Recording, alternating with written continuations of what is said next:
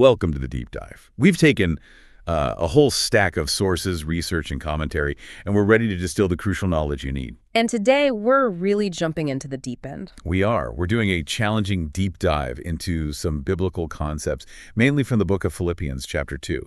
Specifically, we're looking at this powerful call to be lights in the world. Right.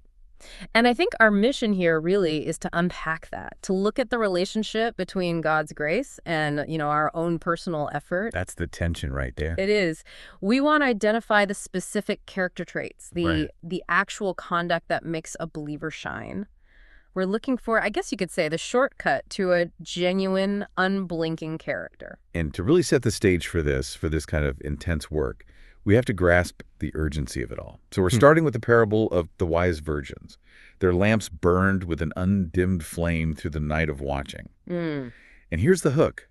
That light was so desperately needed because the bridegroom arrives at midnight, the darkest hour. And what's so insightful is that the commentary we looked at explicitly links that midnight timing to the darkest period of this Earth's history. The sources frame Christ's coming as taking place during this global spiritual low point. So like the days of Noah and Lot.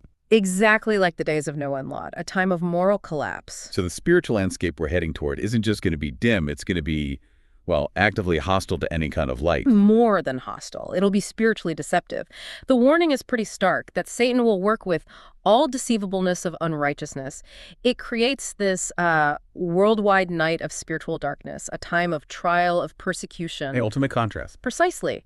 Because the promise, and this comes from Isaiah, is that while that deep darkness covers the earth, the light of God's glory, which is his character, has to shine out of that darkness in his followers. So the blacker the sky gets, the brighter that light has to be. It has to stand out. That's the whole goal. Okay, so if the stakes are that high, if the darkness is that absolute, how does an average person get this light, this divine character? And that takes us right to the heart of the matter. Right to Philippians 2, verses 12 and 13. Paul says, "Work out your own salvation with fear and trembling, for it is God who works in you both to will and to do for his good pleasure." And you read that phrase, work out your own salvation, and it sounds like Paul is throwing a huge wrench into the whole system of grace. Right. If salvation is a free gift through faith, why is he suddenly dropping this heavy expectation on us? Isn't that just confusing? It would be incredibly confusing if we didn't have the context from, say, Romans and Ephesians. The sources are so clear that salvation is God's work.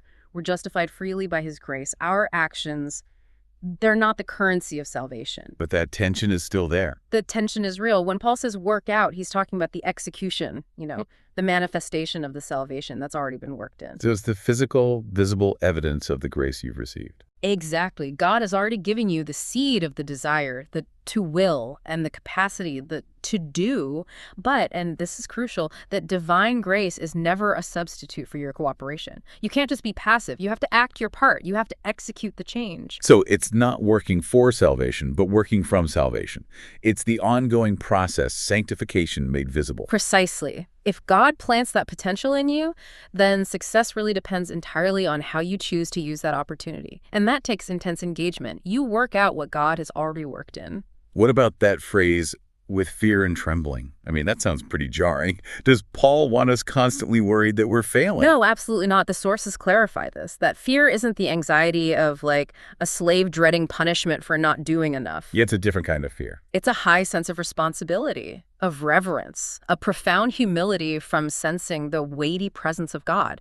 Think of Psalm 2, worshiping with respect and awe. It's about taking this whole thing seriously, recognizing the importance of God's work inside you. And that kind of intense reverence, it has to lead to visible results, which I guess connects back to that famous statement from James.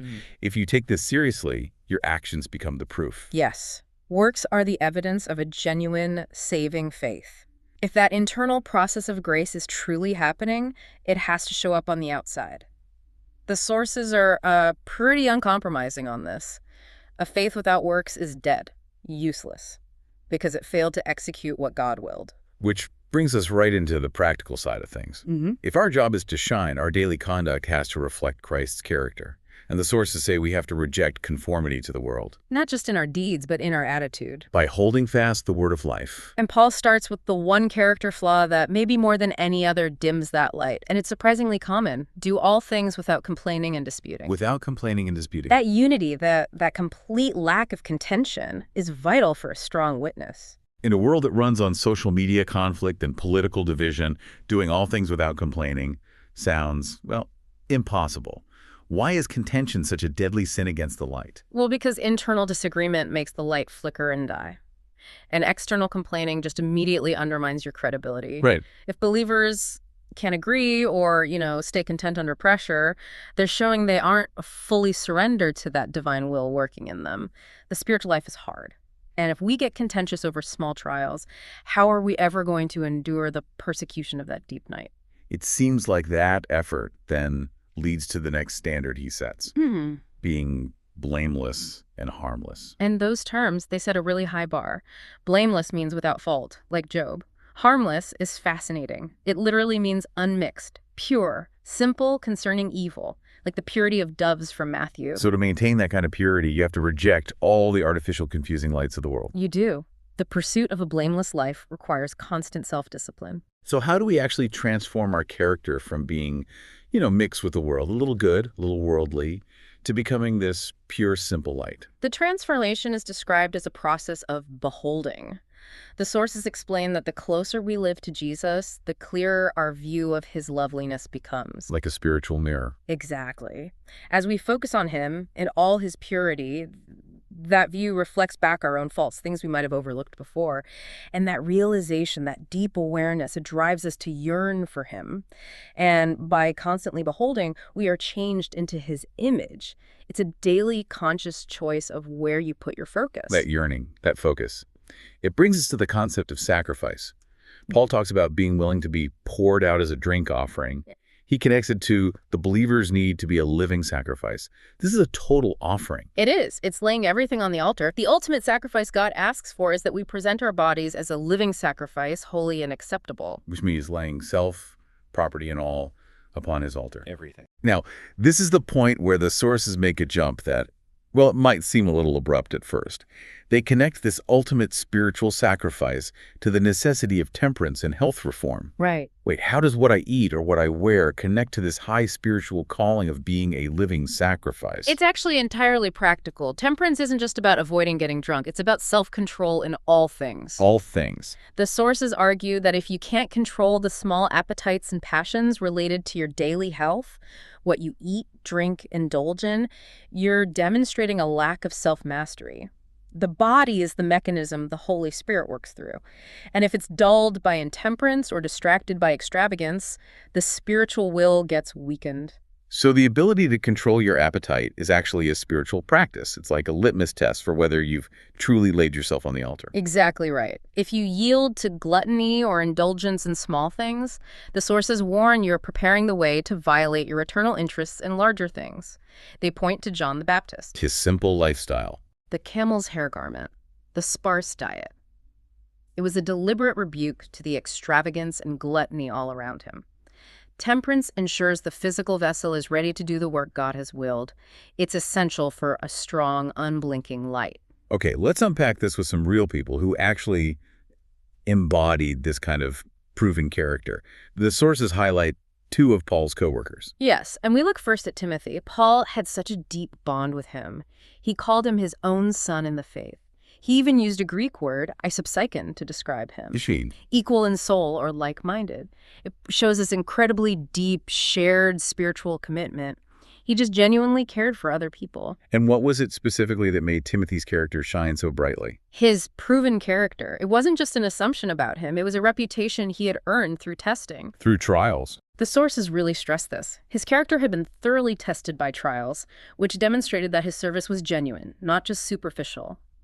And his light, it wasn't just suddenly ignited, it was carefully nurtured. His home life was critical, a correct example of piety and true godliness. So those difficult experiences he went through weren't just hardships, they were the refinery. Absolutely. The sources teach that difficult experiences, injuries, insults, hardships, when they are meekly borne and well endured, they become the very tools God uses to develop the Christ-like in the character.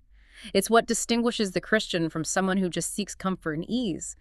The testing proved the internal work was real. Then we have Epaphroditus, who seems to embody the sheer physical risk that's required of a living sacrifice. Epaphroditus was a vital figure. Paul calls him a brother, a fellow worker, and a fellow soldier. He was the specific messenger, the apostolos, sent by the Philippian church to minister to Paul in prison.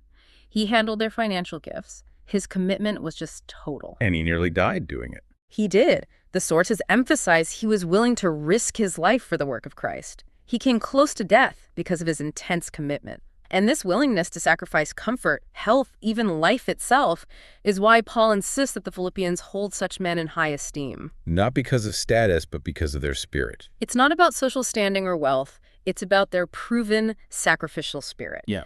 A spirit that God values highly, much like the centurion servant in Luke's gospel. That willingness to risk everything for a higher obedience, it just echoes through history. And we have one more incredible anecdote that really captures this idea of light shining in the deepest night.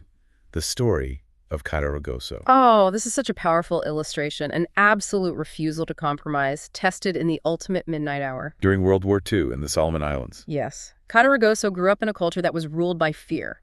His father, Chief Tatagu, actually named him No Devil Strings after a fishing trip proved that some ritual wasn't necessary. And he became a minister. One of the first students at the mission school in 1915 and eventually an ordained minister, but the real test, of course, came when the Japanese forces invaded the Solomons. Right. The Japanese army ordered him to kill Allied soldiers, and facing this impossible choice, he just declared before all of them that he would rather obey God than man. He was flogged mercilessly, ordered to be shot. So what happened with the firing line?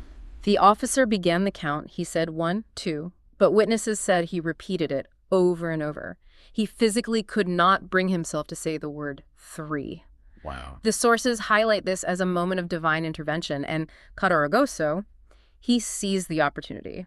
He escaped and then used his knowledge of the local terrain, his network of believers, and he led this miraculous rescue operation for 27 U.S. pilots and 187 Australian and New Zealand soldiers. All trapped behind enemy lines. That level of character, forged by years of walking with God, resulted in light, literally saving lives in the deepest darkness. It's an incredible testimony. So if we connect this all back to that initial paradox, what does it mean?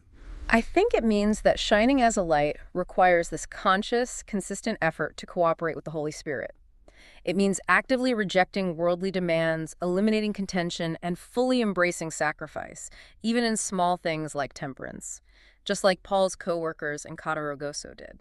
If we see the Christian life as Paul saw it, a race for immortality, he subjected himself to severe training, literally beating back desires and passions. And that intensity is required because, as the sources clearly state, every act casts its weight into the scale that determines life's victory or defeat. The reward of a developed character is in direct proportion to the energy and earnestness of the striving. That is the definition of working out your salvation. And this leaves us with a final, I think, a very provocative thought for you to carry with you. The sources warn that those who have step-by-step yielded to worldly demands and conformed to worldly customs, Those who find comfort in being mixed with the world, they will find it very easy to yield to worldly powers when that ultimate test of persecution finally comes. But there is a counterpromise. When the night is at its deepest, the most weak and hesitating among God's people will be revealed. They'll find themselves willing to do and dare. So this raises a really important question for you, the listener. The question is this: if your conformity to small, seemingly harmless worldly customs today is dulling your spiritual will, how might that subtle compromise affect your spiritual readiness for the moment when that deep darkness truly covers the earth? Something to think about. Something to mull over as you pursue the light. Yeah. Until our next deep dive, thank you for joining us.